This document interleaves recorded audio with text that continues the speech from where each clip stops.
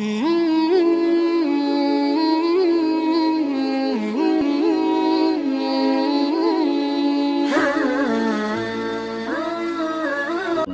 آلہ واصحابہ اجمعین اما بعد۔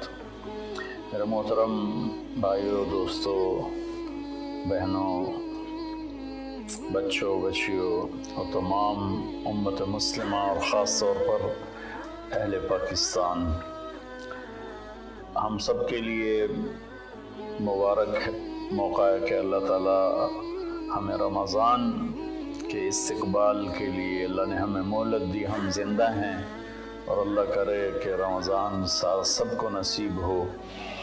رمضان ایک خاص مہینہ ہے جو اللہ کی رحمتوں کو لینے کا ہے۔ اللہ تعالیٰ کا عرش پہلے آسمان پر آ جاتا ہے، جہنم کے دروازے بند کر دیے جاتے ہیں، جنت کے دروازے کھول دیے جاتے ہیں۔ یہ پہلے کسی امت کے لیے نہیں تھا۔ ان کا روزہ مشقت والا تھا، افطاری سے افطاری۔ ہمارا روزہ اس کے مقابلے میں بہت آسان ہے، سحری بھی افطاری بھی۔ ان کی نماز تراویح نہیں تھی، ہماری نماز تراویح ہے قرآن سننے کے لیے، قرآن کو زندہ رکھنے کے لیے۔ تو اللہ تعالیٰ کی طرف سے اعلان ہوتا ہے، 24 گھنٹے دن رات یہ اعلان ہوتا ہے، هل من مستغفر فاغفر له، هل من تائب فاتوب علیہ، هل من سائل فاعطیہ۔ یہ تین آوازیں 24 گھنٹے چلتی ہیں آسمانوں پر۔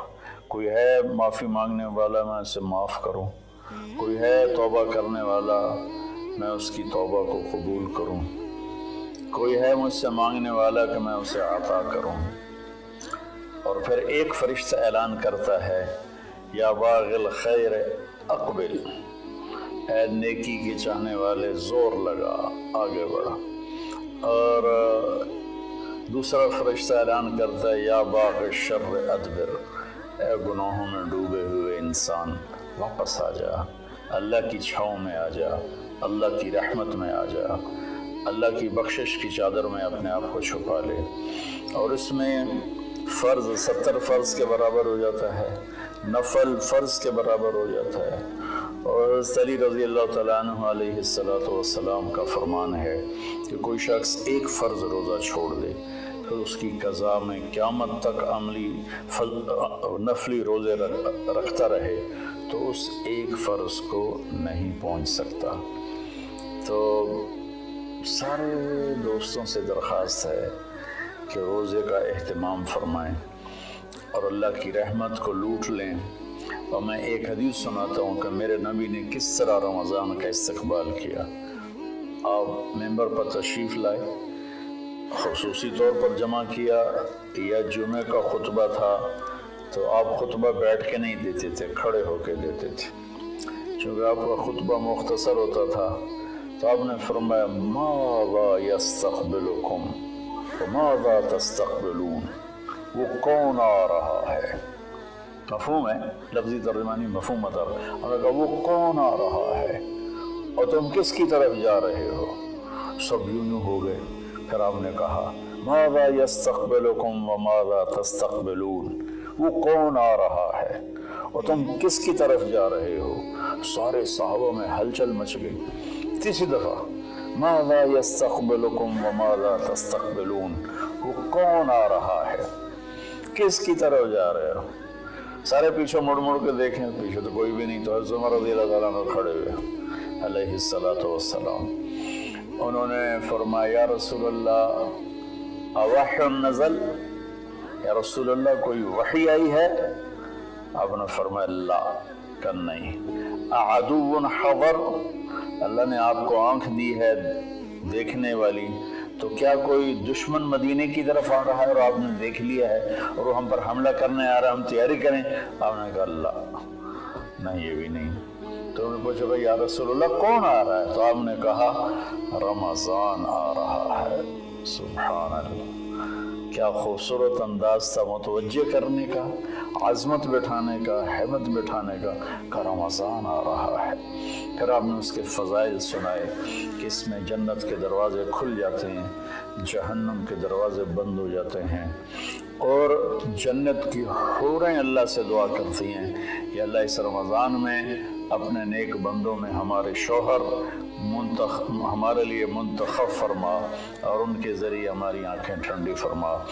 और जहन्नुम के सारे दरवाजे बंद हो जाते हैं, शैतान कैद हो जाता है।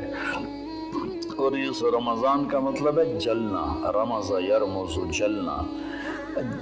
सारे महीनों के नाम अरबों ने रखे, मुहर्रम, सफ़र, रबीउल अव्वल, रबीउल सानी से लेकर आखिर तक।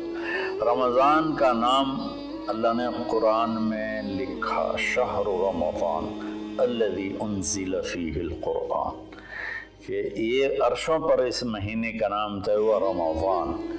तो इस महीने के नाम और रोज़े में क्या मुताबिकत है, इनमें जोड़ क्या है कि रमज़ान जल जाना।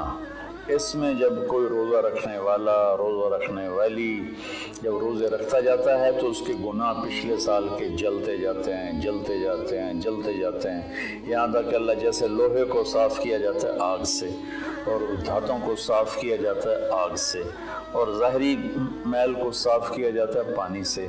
तो पूरे साल में जो गंदगियाँ हमारे अंदर घुस जाती हैं, कभी हसद, कभी बुग़्ज़, कभी कीना, कभी कुछ, तो अल्लाह ताला उसको अंदर से खींच के बाहर निकाल के साफ़ कर देता है। और ईद की रात कहता है कि फ़रिश्तों से जिन मज़दूरों ने मज़दूरी पूरी कर दी हो तो उसका क्या, उसके साथ क्या होना चाहिए, तो सब ने अर्ज़ किया उसको मज़दूरी मिलनी चाहिए। तो फिर अल्लाह ताला फरमाते हैं तुम गवाह रहो, मेरे बंदों ने दिन में रोज़ा रखा, रात को क़याम किया और मेरा कुरान सुना, मैं इस मज़दूरी के बदले इनके सारे गुनाह माफ़ करता हूँ। तो मेरी दरख्वास्त है तमाम बहन भाइयों से कि हम इसकी तैयारी करें। एक तैयारी होती है ज़ाहिरी जो हम चीज़ें इकट्ठी करते हैं, एक तैयारी वो है जिसके बग़ैर हमारा रोज़ा कबूल नहीं होगा। मेरा नबी का फरमान है 4 आदमी ऐसे हैं जिनकी लैलतुल क़द्र में भी बख्शिश नहीं होती, तो रमज़ान की बाकी रातें तो उससे अदना है। कि 4 अगर किस्म के गुनाह चारों किस्में हों या एक किस्म में हो, बख्शिश ना होने का मतलब ये है कि अगर वो तौबा नहीं करेगा तो उसका रोज़ा उससे माफ़ी नहीं दिला सकेगा। तौबा करने पर तो कुफ्र माफ़ हो जाता है, तौबा करने पर तो शिर्क माफ़ हो जाता है, हर बड़े से बड़ा गुनाह माफ़ हो जाता है। और अल्लाह की रहमत का बताऊं, मेरे नबी का फरमान है मा असर्र मन इस्तग़फ़र व आद फ़िल यौम 70 मर्रतन। चंद दिन पहले एक नौजवान ने मुझे फ़ोन किया, मौलाना बड़ी तौबा करता हूँ फिर गुनाह हो जाता है, 10-15 दिन से ऊपर नहीं गुजरता फिर गुनाह हो जाता है, फिर तौबा करता हूँ तो ये तौबा का मजाक है, मेरी बख्शिश नहीं होगी। दौड़ रोने लगा टेलीफोन पर। तो जब थोड़ा उसके आंसू रुके तो मैंने उसका बेटा तो मैं एक हदीस सुनाता हूँ कि मेरे नबी का फरमान है जो दिन में 70 दफ़ा तौबा तोड़े, और 70 से मुराद 10, 7, 70 नहीं, अरबी में 70 से मुराद होता बेशुमार। मेरे नबी ने फरमाया कि जो दिन में 70 दफ़ा तौबा तोड़े और फिर तौबा कर ले सच्चे दिल के साथ, तो मेरे रब की नज़रों में वो महबूब है, वो उसका प्यारा है, चाहे वो बार बार तौबा तोड़ता है लेकिन उसके बाद वो रोता है, माफ़ी मांगता है, और आखिरी सांस तक अल्लाह ने तौबा का दरवाज़ा खुला रखा है। बाबु तौबत मफ्तूहन मा लम युग़रग़र, जब तक गले का वो घुंघरू बंद नहीं होता उस वक्त तक अल्लाह ताला बंदे की तौबा के लिए दरवाज़ा खोल के बैठा होता है। मौत नज़र आने लगे फिर कहे या अल्लाह मेरी तौबा, तो वो कबूल नहीं है। लेकिन उससे 1 मिनट पहले उसे पता ना हो तो वो तौबा कर ले तो अल्लाह उसकी तौबा माफ़ करता है। मैं एक दफ़ा जमात में गया नवाबशाह, तो एक घर में बड़े वडेरों को इकट्ठा किया, تو آخر میں توبہ کراتا ہوں، کہو یا اللہ میری توبہ، یا اللہ میری توبہ، یا اللہ میری توبہ۔ تو اس میں ایک وڈیرا صاحب تھے، بڑی بڑی مونچھیں تھیں، بڑا ہیوی ویٹ، ان کی آواز سب سے بلند تھی، یا اللہ میری توبہ، یا اللہ میری توبہ، یا اللہ میری، اور ساتھ رو رہے تھے زار و قطار۔ واہ میرے رب۔ یہ بیان تھا ظہر سے پہلے، وہ گھر گئے ہیں اور رات کو ہارٹ اٹیک ہوا اور ان کا انتقال ہو گیا۔ ساری زندگی نافرمانی میں تھی۔ مجھے لوگوں نے بتایا کہ وہ بڑے کوئی اچھا زندگی کا رخ نہیں تھا، لیکن میں یقین سے کہتا ہوں کہ اس دن کی ان کی توبہ نے ان کو اللہ کی بارگاہ میں محبوب بنا دیا، مقرب بنا دیا۔ تو میں صرف 4 باتیں ہیں میرے بھائی بہنوں۔ ایک ہے مدمن خمرن، جو مستقل شرابی ہو اور شراب کا عادی ہو، اس کی رمضان کے روزے سے بخشش نہیں ہوتی۔ عاق لوالدیہ، جو والدین کو پرزے کر دے۔ والدین کا اونچا بول کبھی کبھی بولا جاتا ہے، کبھی بدتمیزی ہو جاتی ہے، اس کو نافرمانی نہیں کہتے۔ جو اپنے والدین کے دل کے ٹکڑے آنکھ پھاڑنے کو کہتے ہیں۔ یہاں اللہ تعالیٰ نے، اللہ کے نبی نے نافرمانی کا لفظ استعمال نہیں کیا، کہ حقوق کا مطلب کسی چیز کو پھاڑ کے پرزے کر دینا۔ تو جو ماں باپ کو اتنا زخمی کرے کہ ان کی آہیں نکلیں، ان کے آنسو نکلیں، اس کی بھی بخشش نہیں ہوتی۔ تیسرا، جو قاطع الرحم، جو رشتہ داروں سے لڑتا رہتا ہو، کسی سے نہ بنا کے رکھے، نہ بھائی سے، نہ بہنوں سے، نہ چاچے سے، نہ مامے سے۔ ماں اور باپ کی طرف سے جتنے رشتے ہیں وہ رشتے ذوی الارحام کہلاتے ہیں۔ جو ان رشتوں کو توڑتا ہے اور ان سے لڑتا بھڑتا ہے، اپنے آپ کو سپیریئر سمجھتا ہے، یہ سب گند ہے، یہ سب ایسے ہیں، ایک اس کی بخشش نہیں ہوتی۔ اور چوتھا ہے المشاحن، جو دل میں کسی کے لیے بغض پالتا ہو، نفرت رکھتا ہو، حسد رکھتا ہو۔ المشاحن کا لفظ ان ساری چیزوں پر ہے۔ تو میرے بھائی بہنوں، اس میں جو چیز سب سے زیادہ عام ہے نا، وہ آخری ہے۔ ہر آدمی شرابی نہیں ہے، اللہ کا فضل ہے، کروڑوں مسلمانوں نے کبھی شراب کو دیکھا بھی نہیں ہے۔ ہر آدمی ماں باپ کا نافرمان نہیں ہے، ہر آدمی اپنے رشتہ داروں سے لڑا ہوا نہیں ہے، لیکن ہر آدمی اپنے دل میں کسی نہ کسی کا بغض پالے بیٹھا ہے، کسی نہ کسی کی نفرت لیے بیٹھا ہے، کسی نہ کسی کا حسد لیے بیٹھا ہے، کسی پر غصہ لیے بیٹھا ہے۔ یہ چونکہ انسان کی فطرت ہے کہ وہ منفی چیزوں کی طرف جلدی جاتا ہے، نیگیٹیوٹی کی طرف ایسے جاتا ہے جیسے پانی اوپر سے نیچے، اور پازیٹیو چیزوں کی طرف جانا مشکل ہوتا ہے جیسے نیچے سے اوپر جانا۔ تو اس میں پھر آدمی پھسل جاتا ہے۔ ایک ہمارے سوشل میڈیا نے اس طرح نفرت پھیلا دی ہے، جھوٹی باتیں کر کے، جھوٹے عنوان لگا کر۔ تو میری گزارش ہے سارے بہن بھائیوں سے، ہم رمضان کی تیاری کریں۔ کیا تیاری کریں؟ ہم اللہ نہ کرے کوئی شرابی ہو، کوئی ہے تو اللہ کے واسطے توبہ کر لیں۔ اللہ نہ کرے کہ کوئی ماں باپ کا نافرمان ہو، ہیں بہت سے ہیں، کوئی ہیں تو وہ توبہ کر لیں۔ اللہ نہ کرے کوئی رشتہ داروں سے لڑتا رہتا ہو، کوئی ہے تو وہ توبہ کر لیں۔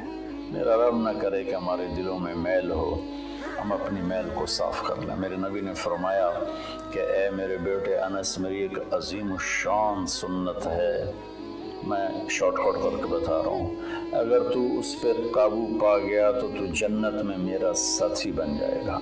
اور وہ یہ ہے کہ اس دل کو پوری دنیا کے انسانوں کے کھوٹ سے پاک کرتا۔ لیس فی قلبک غش لأحد فافعل۔ تو اس آخری مضمون پر میں گزارش کرتا ہوں، اپنی بات بھی ختم کرتا ہوں، کہ ہم ایک دوسرے کو معاف کریں۔ چونکہ ہمارا ملک تقسیم ہے بہت سے طبقات میں، مذہب کے نام پر بھی بے شمار طبقات ہیں اور نفرت سے بھرے ہوئے ہیں، سیاست کے نام پر بے شمار طبقات ہیں، نفرت سے بھرے ہوئے ہیں، قوم کے نام پر، زبان کے نام پر، اور باہمی آپس कि रंजिशों के नाम पर छोटी छोटी बातों पर पूरा पाकिस्तान फिरा हूँ और कई दफ़ा फिरा हूँ।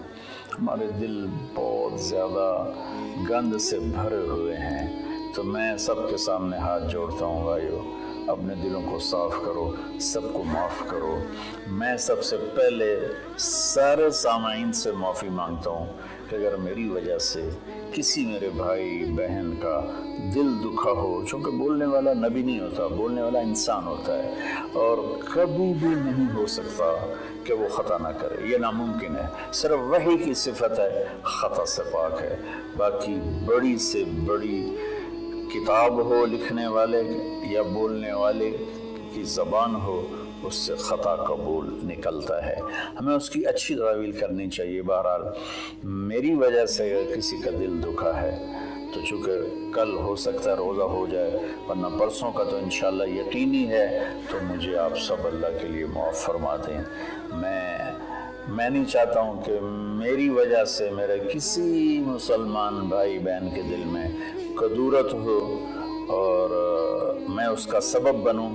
तो मैं सबसे माफ़ी मांगता हूँ, हाथ जोड़ के माफ़ी मांगता हूँ और आपसे दुआ का तलबगार हूँ। चूँकि मैं हर वक्त बोलता हूँ, मेरी बात अल्लाह ताला लोगों तक पहुँचाता है, तो उसमें ऊंच नीच भी हो जाती है, गलत भी हो जाता है, सही भी हो जाता है। तो इसलिए सबसे पहले मैं अपनी तरफ से माफ़ी मांगता हूँ और मैं आपसे कहता हूँ सबको माफ़ कर दें। वो छोटी छोटी बातों पे लड़ा, इससे मुझे खाने पे नहीं बुलाया, बोलचाल बंद हो गई, इससे मुझे सलाम नहीं किया, बोलचाल बंद हो गई। इतने छोटी छोटी बातों पे हमारी लड़ाइयाँ चल रही हैं। इसने हमें रिश्ता नहीं दिया, बोलचाल बंद हो गई।